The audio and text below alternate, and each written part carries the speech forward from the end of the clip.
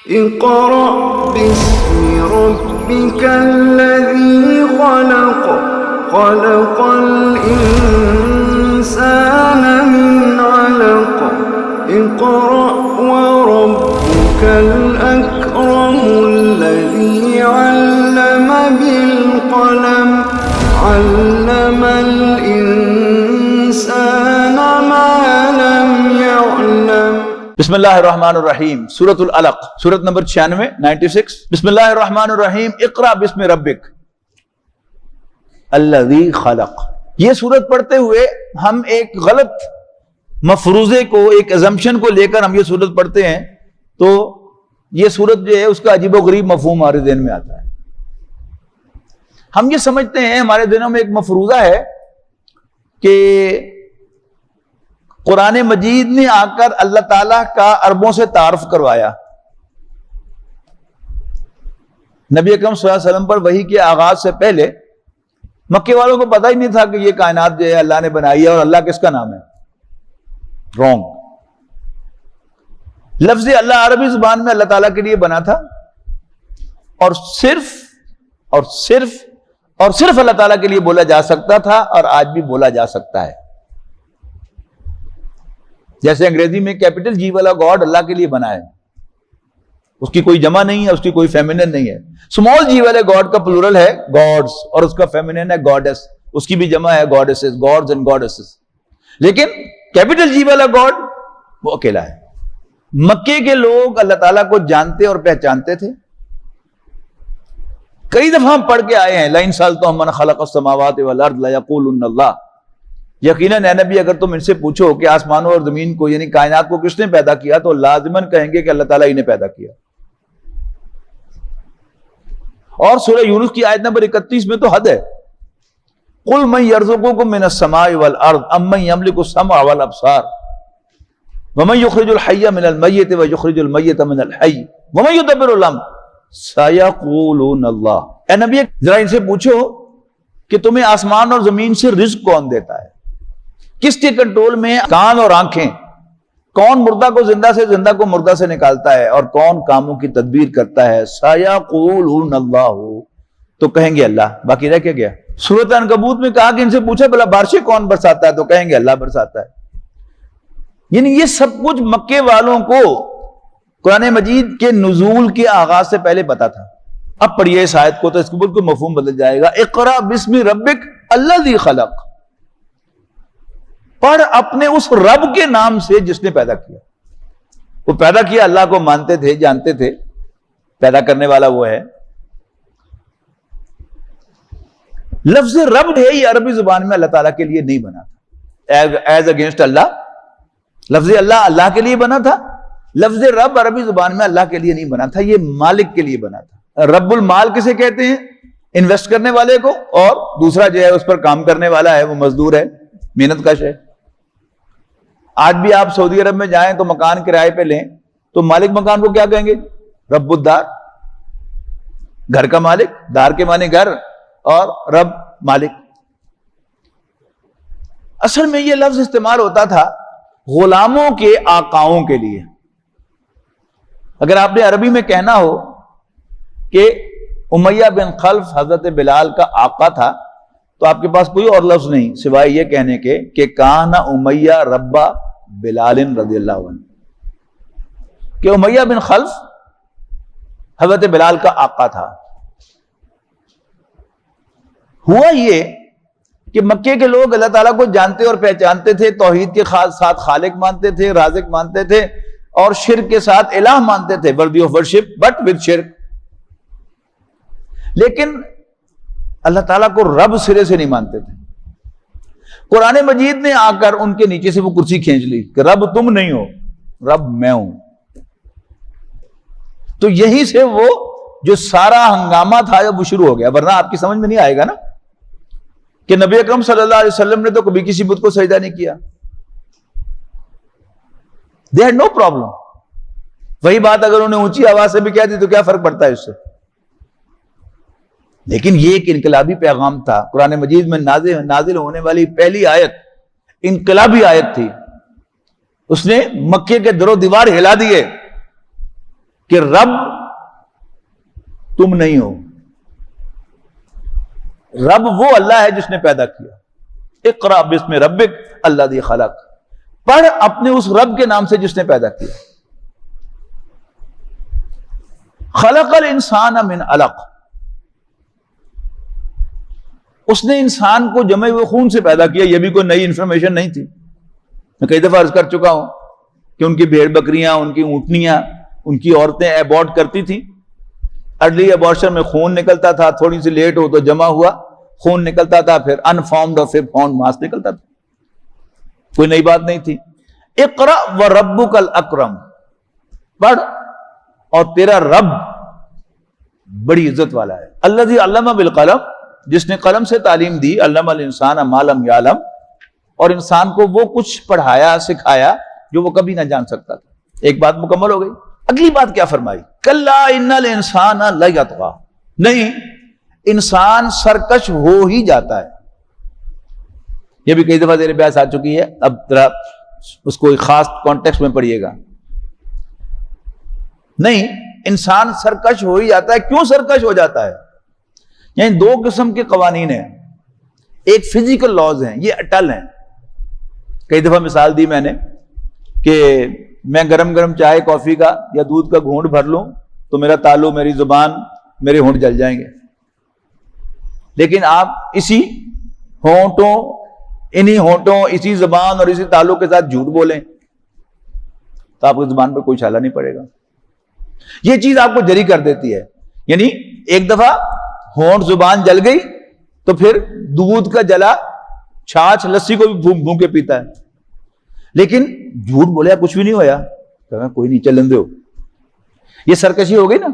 کلا ان الانسان لیطغی، میں بسا ہوا کھانا کھاؤں، آدھی رات کو الائٹ اسپتال جاؤں گا نا تو مہینہ بھر میں سونگ سونگ کے کھاؤں گا ہر چیز.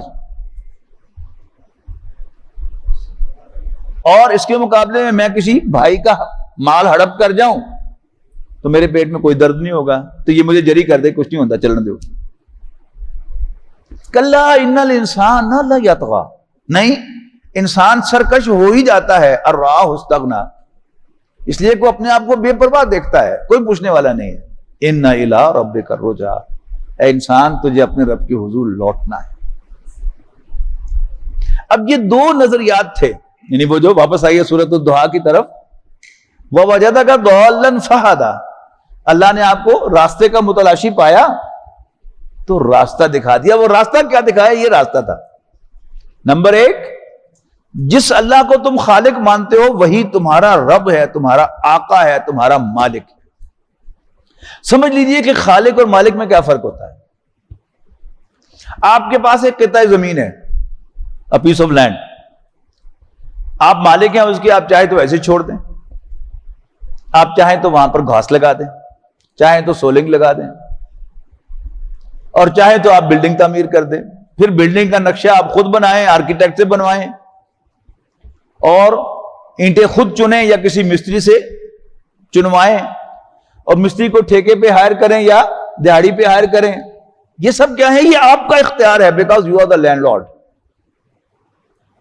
پھر بلڈنگ بن گئی، معمار فارغ ہو کے چلا گیا، آپ جب چاہیں اس میں الٹریشن کر دیں، جب چاہیں اس کو ڈیمولش کر دیں، جب چاہیں اس میں امینڈمنٹ کر دیں. کوئی آپ کو پوچھ نہیں سکتا. وہ جس نے وہ بلڈنگ بنائی تھی وہ آپ کو نہیں کہہ سکتا کہ یہ دیوار میں نے چنی تھی، آپ نے کیسے نکال دی. اس کا کوئی تعلق اس کے ساتھ نہیں ہوتا. تو اگرچہ اللہ تعالیٰ خالق بھی ہے، لیکن تخلیق کا کام اس نے ہمارے والدین سے لیا ہے. ان کو طریقہ بتا دیا ہے، یہ پروسیس ہے، اس سے مجھے میرا ایک اور بندہ پیدا کر کے، پروڈیوس کر کے، اور اس کو پال کے جوان کر کے میرے سامنے پیش کرو تاکہ میں اس کو حکم دوں کہ میرے بندے بن جاؤ. تو اصل حیثیت جو ہے وہ لارڈ کی ہوتی ہے، کریٹر کی نہیں ہوتی. اگرچہ کریٹر اپنی جگہ حقیقت ہوتی ہے، یہ حقیقت ہے کہ میرے والدین ذریعہ بنے ہیں میرے دنیا میں آنے کے، آپ کے والدین ذریعہ بنے ہیں آپ کے اس دنیا میں آنے کے، وہ حقیقت ہے. لیکن who matters؟ میٹر لارڈ کرتا ہے، خالق نہیں کرتا. اسی طرح الہ ہونا اسلام میں داخلہ الہ اللہ تعالیٰ کو الہ ماننے سے ہے، لا الہ الا اللہ. لیکن جو اصل تقاضا ہے دین کا الٹیمیٹ وہ کیا ہے؟ اللہ کو اپنا رب مانو. الہ ایک معروف اصطلاح ہے، worthy of worship. ورشپ یا عبادت کسے کہتے ہیں؟ سب کو معلوم ہے، کسی کے سامنے جھکنا، کسی کا حکم ماننا، کسی سے غیب میں دعا مانگنا. ایک ہے مدد مانگنا کہ میری کوئی چیز گر جائے میں نے شہزادہ ہزار پڑھانا. ایک ہے کہ غیب سے مدد مانگنا، وہ چینلز کے جو مجھے نظر نہیں آتے ان چینلز میں سے کسی کو انووک کرنا. یہ کیا ہے؟ یہ دعا ہے. تو الہ ماننے کا تقاضا کیا ہے؟ کہ غیب میں صرف اسی کو پکارا جائے. ایون وہ فرشتے کے جن کے بارے میں ہمارا ایمان ہے کہ وہ کام کرتے ہیں اللہ تعالیٰ کے حکم سے، انہیں بھی پکارنے کی اجازت نہیں. میکائیل سے ہم نہیں کہہ سکتے کہ بارش برسا، اسرائیل علیہ السلام سے ہم نہیں کہہ سکتے کہ ذرا 4 دن ٹھہر جائیں. اللہ تعالیٰ سے درخواست کریں گے، اللہ تعالیٰ اپنا حکم دے گا تو فرشتے اس کی کمپلائنس کریں گے. تو الہ جو ہے یہ ایک حقیقت ہے اور داخلہ اسی سے ہے. لیکن الٹیمیٹ گول جو ہے وہ کیا ہے؟ یعنی یوں سمجھیے کہ یہ اسلام کا تقاضا ہے. اسلام کے جو 5 ارکان ہیں ان میں سے پہلا کیا ہے؟ شہادت اللہ الہ الا اللہ وان محمد رسول اللہ. لیکن ایمان کا تقاضا کیا ہے؟ وہ ہے اللہ کو رب ماننا، مالک ماننا کہ میرا سب کچھ ہے ہی اسی کا، میرے ہاتھ بھی اسی کے بنائے ہوئے، اسی کے دیے ہوئے. اصل مالک وہ ہے، میں نہیں ہوں. میری زبان بھی اسی کی دی ہوئی، مالک وہ ہے. میری آنکھیں، میرے کان، میرا خون، میری طاقت، میری صلاحیت، میری ایبلٹی، سب کچھ کیا ہے؟ یہ میری نہیں ہے، اللہ کی ہے. جو انسان کو اس بات کا یقین ہوتا چلا جائے گا کہ یہ میری نہیں ہے، یہ اس کی ہیں، مالک وہ ہے، تو پھر میں ہر چیز جو ہے وہ اللہ کے راستے میں لگاؤں گا. تو گویا اسلام کا تقاضا اللہ کو الہ ماننا ہے، لیکن اللہ کو رب ماننے کا تقاضا پھر سب کچھ اللہ کے راستے میں قربان کر دینا ہے. یہ ہم سورۃ حجرات میں پڑھ کے آئے ہیں کہ اسلام کا تقاضا کیا تھا؟ ان تطیعوا اللہ ورسولہ لا یلدکم من اعمالکم شیئا. اگر تم اللہ اور اس کے رسول کی اطاعت پر کاربند رہو گے تو اللہ تمہارے اعمال میں سے کچھ ضائع نہیں کرے گا. ان اللہ غفور الرحیم، بے شک اللہ تعالیٰ بخشنے والا مہربان ہے. سوال ہوا پھر اسلام کیا ہے؟ انما المؤمنون الذین آمنوا باللہ ورسولہ. مومن تو بس وہ ہیں کہ جو ایمان لائیں اللہ اور اس کے رسول پر اس شان سے کہ پھر شک میں نہ پڑیں. وجاہدوا باموالہم وانفسہم فی سبیل اللہ، اور پھر اللہ کے راستے میں اپنے مالوں اور اپنی جانوں کے ساتھ جہاد کریں. یہ ہے اس کا ایمان کا تقاضا. پھر جس کو بھی انسان مالک مانتا ہے پھر اس کے کچھ مالک ماننے کے کچھ تقاضے ہیں. مثلا سب سے پہلا، مالک کے سامنے ہاتھ پھیلایا جاتا ہے. وہ اللہ والے کی بات میں نے آپ کو سنائی تھی کہ اتنا کھانا آتا تھا کہ لنگر بھی چلتا تھا، بس ایک دفعہ دل میں خیال آ گیا کہ میرے کھانے کا بندوبست ہو گیا ہے، تو اللہ تعالیٰ نے روک لیا سارا کچھ. 3 دن بھوکے رہے تو ساتھ والی بستی میں جا کر 4-5 دروازوں پہ دستک دی. میں نے کہا جی میں 3 دن کا بھوکا ہوں، مجھے کچھ کھانے کو دو. بڑی قناعت کا ثبوت دیا، 3 روٹیاں ملی، لے کے آ گئے. گاؤں کا کتا پیچھے ہو لیا، بھونکتا کاٹنے کو دوڑ رہا ہے. تنگ آ کے 1 روٹی ڈال دی، دوسری ڈال دی، تیسری ڈال دی، کتا پھر پیچھے. آخر جھنجھلا کر یوں چھڑی اس کی طرف کر کے، بے غیرت، میں 3 دن کا بھوکا تھا، 3 روٹیاں مانگ کے لایا تھا، تینوں تجھے ڈال چکا ہوں، اب بھی بھونکے جا رہا ہے. تو اللہ نے کتے کو بولنا سکھایا. کتے نے کہا بے غیرت میں نہیں، بے غیرت تم ہو. میرا مالک مجھے 10 دن بھی بھوکا رکھے تو میں کبھی 7 والے دروازے پر نہیں گیا. اتنے بے غیرت ہو کہ دعویٰ کرتے ہو کہ میں رب العالمین کا بندہ ہوں اور تمہارے مالک نے تجھے 3 دن بھوکا رکھا ہے، اپنے جیسے انسانوں سے مانگنے کے لیے آ گئے ہو. شرم نہیں آتی؟ تو اللہ کو رب ماننے کا سب سے پہلا تقاضا کیا ہے؟ ہاتھ اسی کے سامنے پھیلایا جائے. اور یہی ہم اللہ تعالیٰ کے ساتھ عہد کرتے ہیں ہر نماز کی ہر رکعت میں. ایاک نعبد، اے اللہ ہم تیرے ہی بندے ہیں، و ایاک نستعین، اور تجھی سے مانگتے ہیں. پھر ڈرنا اپنے مالک سے ہوتا ہے، اپنے جیسے امپلائی سے، خواہ وہ جی ایم ہو. اصل ڈر نہیں ہوتا، اصل ڈر مالک کا ہوتا ہے. تو قرآن مجید کے یعنی جو مین تھیمز ہیں ان میں سے ایک کیا ہے؟ اتقوا اللہ، اللہ سے ڈرو، اتقوا اللہ، اللہ سے ڈرو۔ واحد کے ذکر میں اتق اللہ، اللہ سے ڈر کتنی دفعہ پڑھا ہے؟ سورہ طلاق میں بار بار وَمَن يَتَّقِ اللَّهَ وَمَن يَتَّقِ اللَّهَ وَمَن يَتَّقِ اللَّهَ، سورہ حجرات میں بار بار وَاتَّقُوا اللَّهَ وَاتَّقُوا اللَّهَ وَاتَّقُوا اللَّهَ، اللہ سے ڈرنا یہ اللہ کو رب ماننے کا لازمی تقاضا ہے۔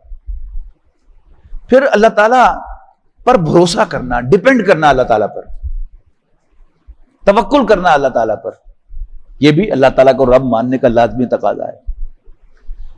پھر غلطی ہو جائے تو معافی مانگنا۔ اس میں میں جو بات عرض کیا کرتا ہوں کہ قرآن مجید رورل اور ٹرائبل لینگویج میں نازل ہوا ہے، دیہاتی اور قبائلی زبان میں، یہ شہری زبان میں نازل نہیں ہوا۔ شہر کا بڑا سرمایہ دار ہوتا ہے اور اس کا ایمان سرمایہ ہی ہوتا ہے، اس کا کوئی نوکر، اس کا کوئی ملازم غبن کرے تو اسے پائی پائی وصول کرتا ہے۔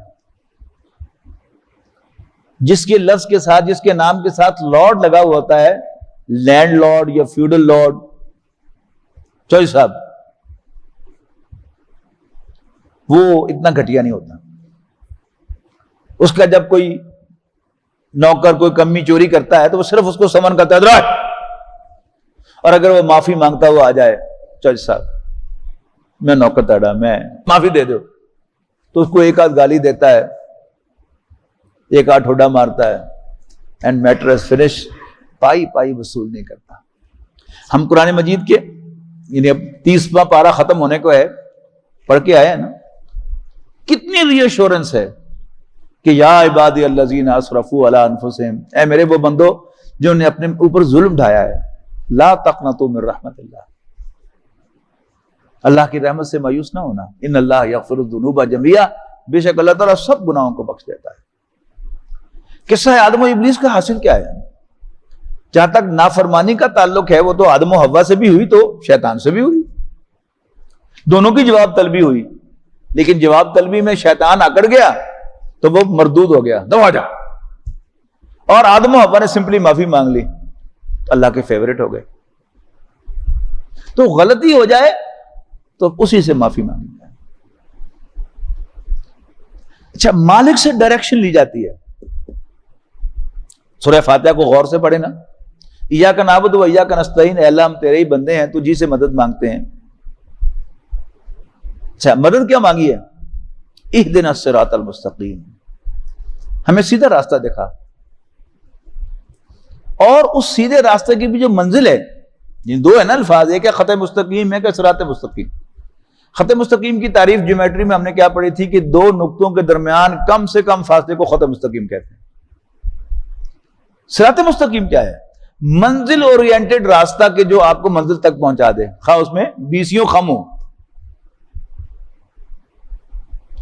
کوئی آپ سے پوچھتا ہے جی گھنٹہ گھر جانا ہے تو آپ کہتے ہیں جی بس یہاں سے نکل کے سوسا روڈ پر جائیں، آگے آپ کو ٹی جنکشن ملے گا، اشارہ ہوگا، وہاں سے دائیں مڑ جائیں، بس پھر سڑک چھوڑے نہیں اور بائیں طرف دیکھتے رہیں، آپ کو گھنٹہ گھر نظر آ جائے گا۔ یہ کیا ہے؟ یہ صراط مستقیم ہے، حالانکہ کتنے موڑ مڑتی ہے سڑک۔ تو گول جو ہوتا ہے، گول اورینٹڈ راستہ، وہ صراط مستقیم ہوتا ہے۔ گول کیا ہے؟ صراط الذین انعمت علیہم، ہمیں ان لوگوں کا راستہ بتا دے کہ جن پر تو نے انعام کیا، جن سے تو راضی ہوا۔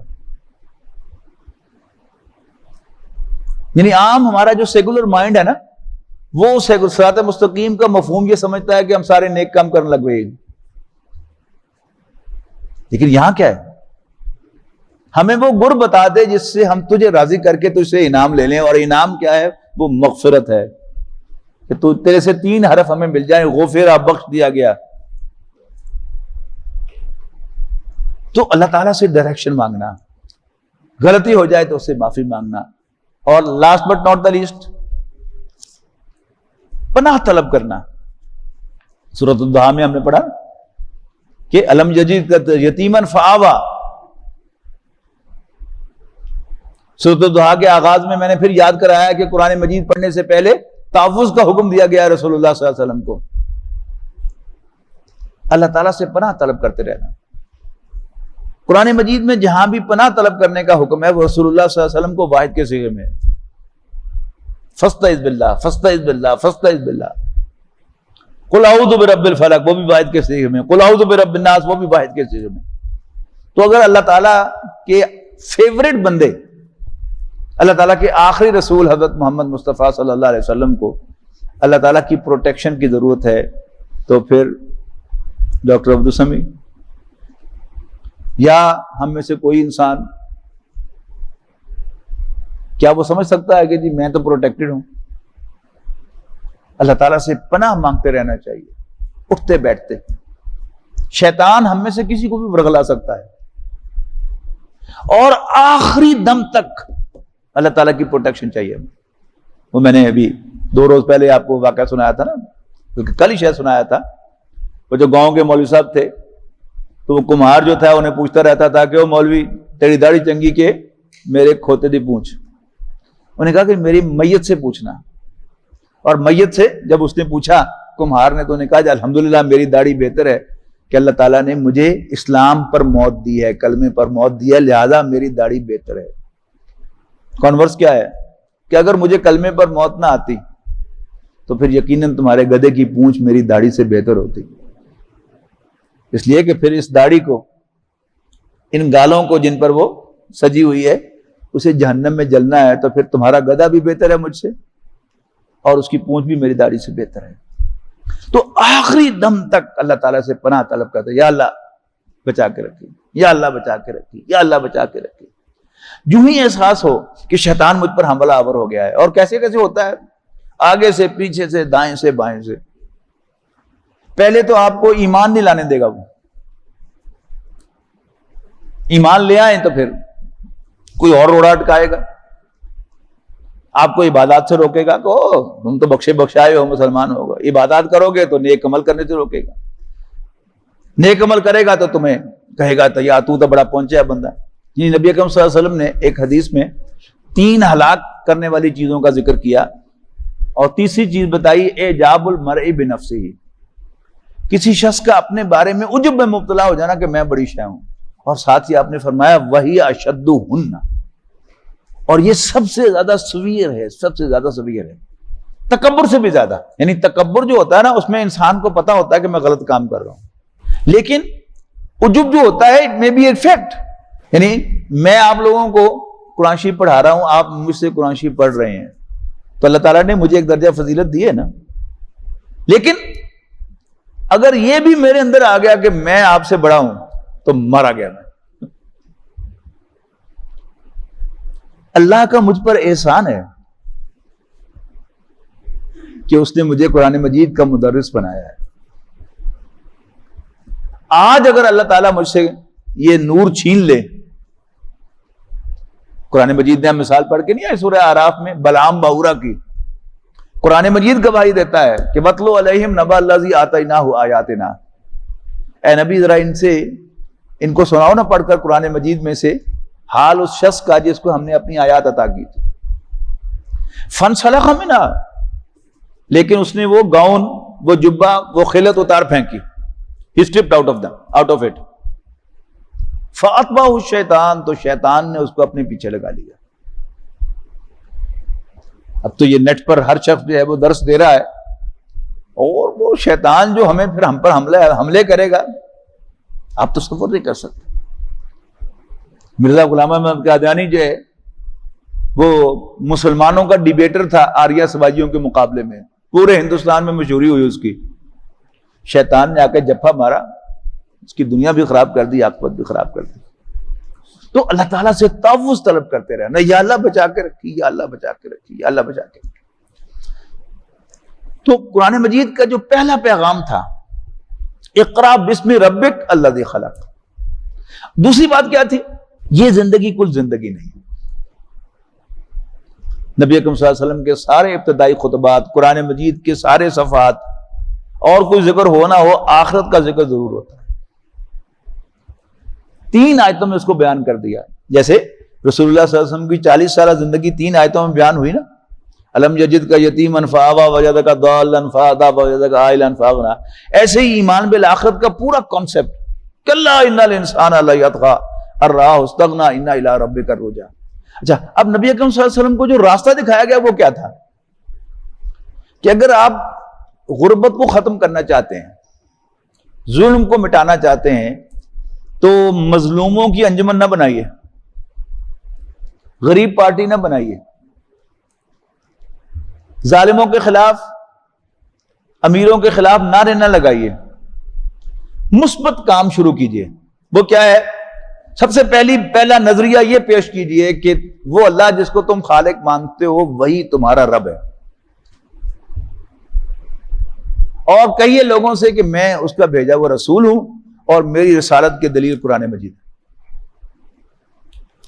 اور تیسرا نظریہ یہ پیش کریں کہ یہ زندگی کل زندگی نہیں ہے۔ کیپ آن سیئنگ، ہیمر کرتے رہو، اس کو ہیمر کرتے رہو۔ فذکر بالقرآن من یخاف وعید، جو بھی میری ڈانٹ سے ڈرے اس کو قرآن مجید کے ذریعے سے نصیحت کرتے رہو۔ نبی اکرم صلی اللہ علیہ وسلم ذہین آدمی تھے۔ پھر آپ بجا طور پر یہ سمجھتے تھے کہ یہ ایک ٹرائبل سوسائٹی ہے، جب تک ٹرائبل چیف مجھے سپورٹ نہیں کریں گے میں کچھ بھی حاصل نہیں کر سکتا۔ لیکن ہم پڑھ کے آئے، ابھی 30ویں پارے میں سورہ عبس پڑھی ہم نے، کوئی سردار آ ہی گیا تو حضور صلی اللہ علیہ وسلم کو کتنی خوشی ہوگی۔ لیکن عبداللہ ابن ام مکتوم جو ایک نابینا صحابی ہیں، جنہوں نے نہیں دیکھا کون بیٹھا ہوا، آ کے انہوں نے 2-3 دفعہ انٹرپٹ کر لیا، کوئی سوال پوچھ لیا، آپ کو ناگوار ہوا، صرف آپ نے ڈانٹا نہیں، روکا نہیں، اللہ تعالیٰ اس پر بھی ناراض ہوا۔ بڑی عجیب بات ہے یہ کہ راستہ میں نکالوں گا، فتح ہمکنار تمہیں میں کروں گا۔ فذکر بالقرآن من یخاف وعید، جو میری ڈانٹ سے ڈرے تم اس کو قرآن مجید کے ذریعے سے نصیحت کرتے رہو۔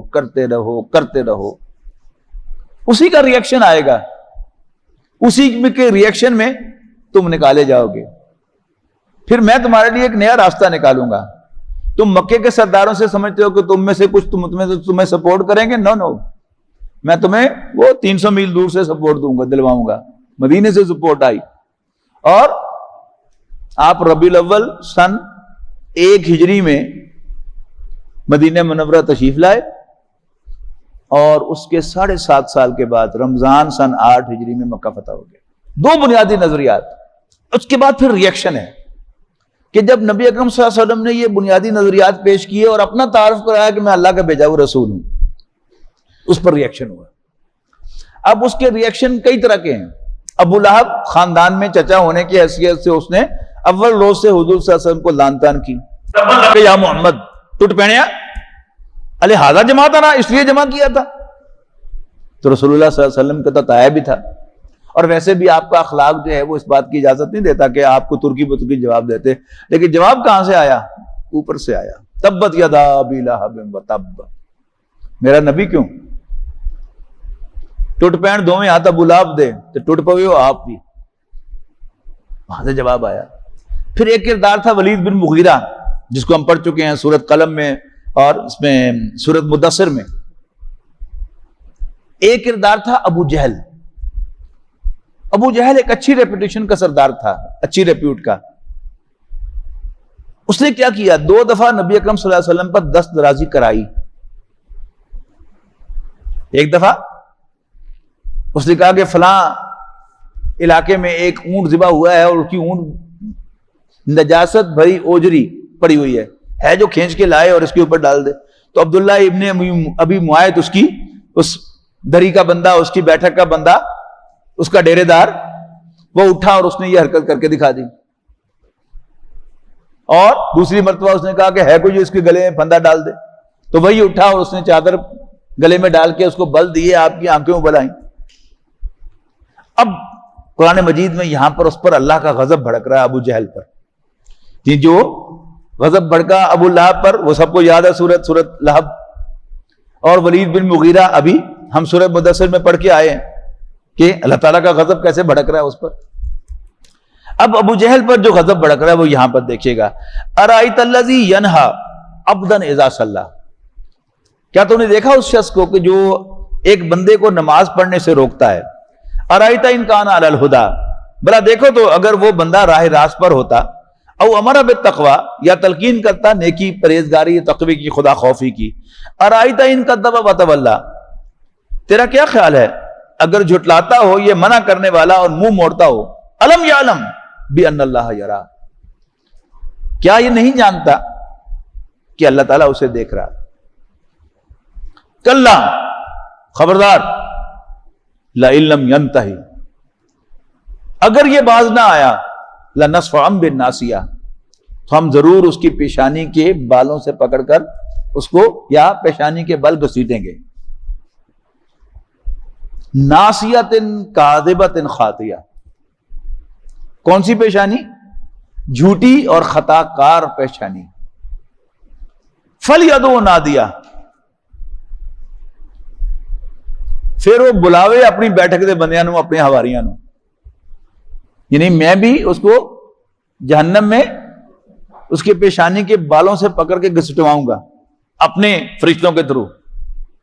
پھر فلیدعو نادیہ ہو پھر وہ اپنے حامیوں کی ٹولی کو بلائے، وہی جو اس کی چوپال میں بیٹھتے ہیں. خانہ کعبہ کے گرد مختلف دریاں بچتی تھیں، پہلے ذکر کیا نا میں نے عبد المطلب کے دری کا، تو وہیں پر ایک دری ابو جہل کی بھی ہوتی تھی، اور وہیں پر وہ واقعہ بھی 2 دفعہ پیش آیا کہ اس نے رسول اللہ صلی اللہ علیہ وسلم کو نماز پڑھتے ہوئے روکا. تو فلیدعو نادیہ پھر وہ بلائے اپنے حامیوں کو، اپنی بیٹھک کے بندوں کو. سندعو زبانیہ تو ہم بھی عذاب دینے والے فرشتوں کو بلائیں گے. کلا خبردار اے نبی صلی اللہ علیہ وسلم لا تطیعو اس کا کہنا نہ ماننا، لیکن یہاں مراد کیا ہے کہ اس کے پریشر میں نہ آنا.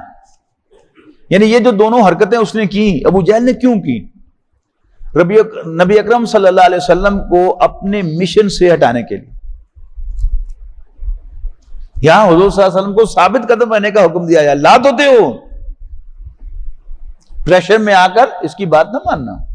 کیپ آن ڈوئنگ جو میں نے تمہیں کہا ہے. فذکر بالقرآن من یخاف وعید واسجد واقترب.